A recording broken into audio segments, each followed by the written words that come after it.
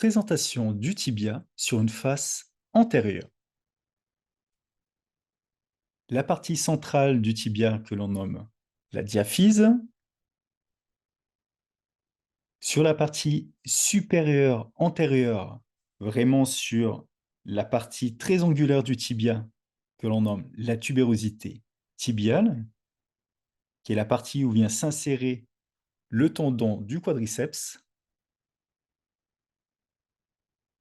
Sur les parties latérales supérieures et sur les parties médiale supérieure, nous pouvons retrouver les condyles latérales donc externes et le condyle médial interne du tibia, bien plus visible sur une vue postérieure.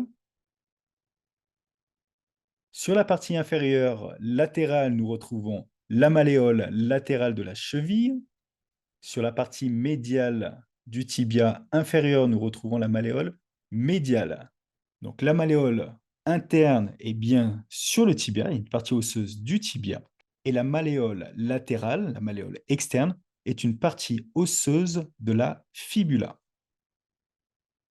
Sur un plan zoomé de la partie supérieure antérieure du tibia, vous retrouvez la tubérosité tibiale, la partie angulaire sur la partie supérieure, l'extrémité supérieure du tibia.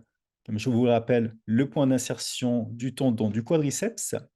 Petite particularité sur ce tibia, sur la partie supérieure, face interne du tibia, on retrouve une partie que l'on nomme la patte doigt.